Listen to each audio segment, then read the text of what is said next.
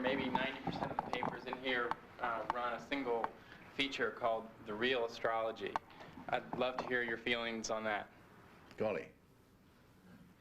Well, I think it's probably, it's not the most sinister form of current superstition, and we are going to be facing a tsunami of nonsense of this kind as the millennium gets nearer, I think, of Nostradamus recyclings and all kinds of burblings from the beyond and all kinds of that thing.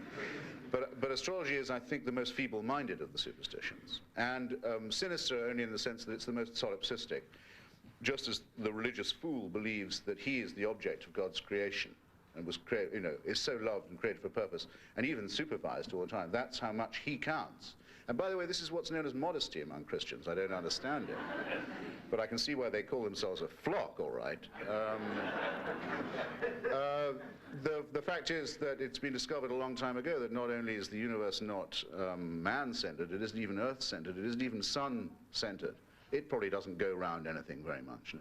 Obviously, the solipsists and the narcissists and the falsely modest are depressed to find this, so much better to think that a star map that was drawn before Neptune, Pluto, and Uranus were discovered has the remaining planets orbiting to find out what your chances are of getting laid.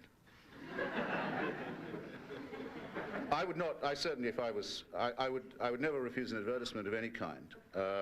And I.F. Stone in his weekly was always very firm about that. He never took ads, didn't want them, but he would always criticize even his favorite local papers if they did refuse objectionable advertisements. I think it's a matter of principle. I don't agree with the Buckley Supreme Court decision on political money as given being First Amendment exercise. I think that's obscene. But I think advertising is free speech. So, but I wouldn't run an astrology column. I just wouldn't. And I remember when Fleet Street Paper, where I worked once, for my sins, I've done a lot of work at the yellow end of the trade in my time, and I dare say that it shows. It was decided to fire the astrologist, and I always wished I was the editor who wrote the sacking letter, which began, "As you will no doubt have foreseen."